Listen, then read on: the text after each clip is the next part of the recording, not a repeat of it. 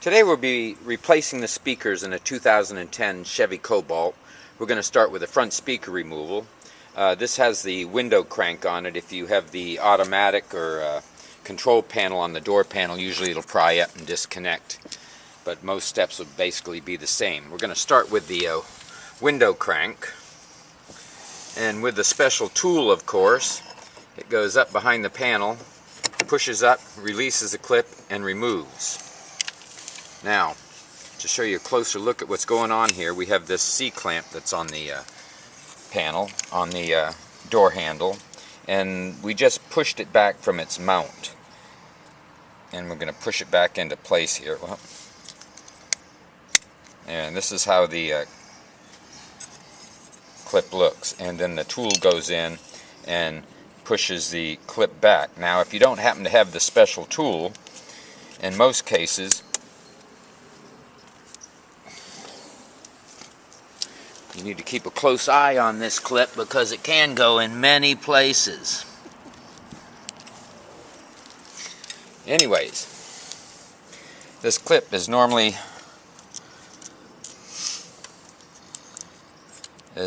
usually normally on in this position, and with it on the door you can do several things. With your pick tool you can go in behind the handle and so on and remove it that way. Next we're going to move to the door open handle, and there's a little panel here that we're going to remove. This is going to expose one Phillips screw. We're going to, with that plate removed, remove one Phillips screw from this opening.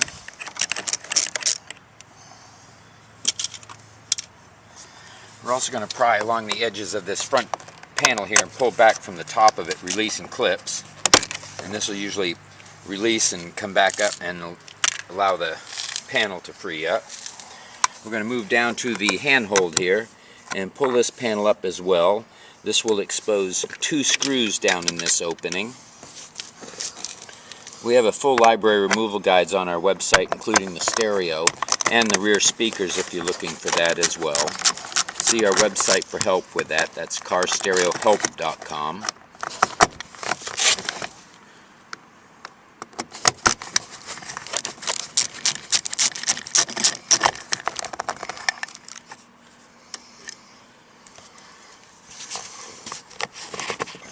Now with these two screws removed,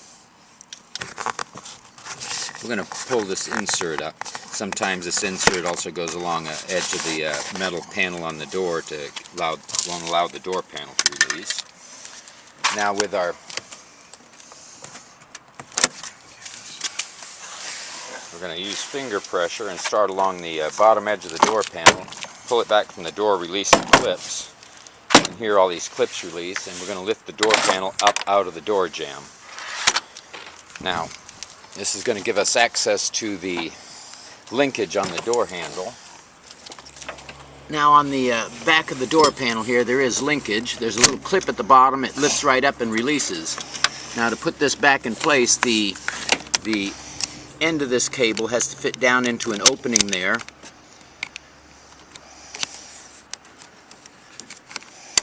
To align.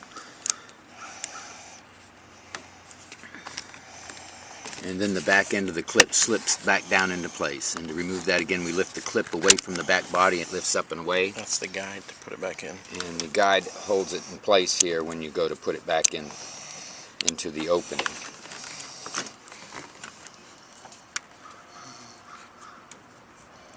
And that goes into the guide and then lines right up and goes back into place. Now we're going to check the door panel and the door itself. We had one clip that wasn't removed with the door panel. Sometimes they stick to the door, so you have to remove them from the door, and they get placed back on the door panel and slide right into the groove here, and they'll be ready to reinstall the door panel. Now this gets us to the speaker, and we are doing aftermarket in here today rather than the factory speaker. There is one 7mm bolt at the top of the speaker.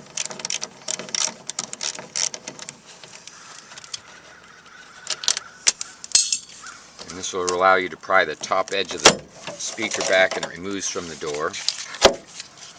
We're going to pull the wires up. There is a tie here that we're going to break the tie on it because we're not using the original radio, and remove the clip that secures the wire harness to the speaker. And then we have a connector on this speaker that has a trigger on one edge that you push down, and while you're pushing down it releases. Now we're going to get on to the aftermarket speaker installation. This is how you remove the factory stereo. Stay tuned for aftermarket install. Now we've removed the speaker. It hinges in at the bottom, and one bolt holds it in on top.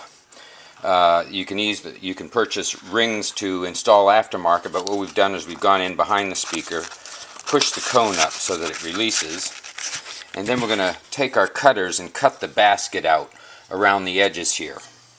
Now we've cut the frame out, and we're going to remove this from the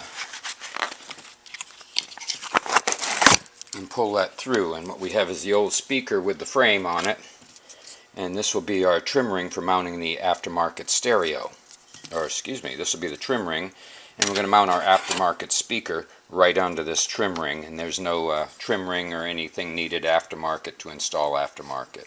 We're going to bolt this to the bolt pattern into the trim ring as well, and fix the wiring in the car and hook this back up. Now we've installed the bolts. The speaker is secured to the framing, and we're going to have to worry about hooking up our speakers in the car and getting the phasing correct on this. Now we're using the wires that were supplied with the aftermarket speakers. Usually the large one is positive, and on the passenger side the light green will be the positive wire and the dark green is the negative. We want to keep our phasing correct so that we don't have a problem with a loss of bass when the radio is turned on. For the driver's side, we're using the same wire harness, and on this side we have the tan is positive, while the looks like a dark brown or possibly a green is negative. Now when reinstalling the door panel, be sure your lock pin goes through the opening, and you may have to watch down the cracks here of the door panel to make sure that these clips all align with their securing slots, and we're going to pop the panel right back onto the car.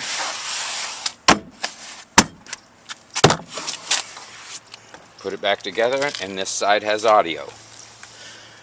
Hope this video has been helpful. Please subscribe, and thank you for watching.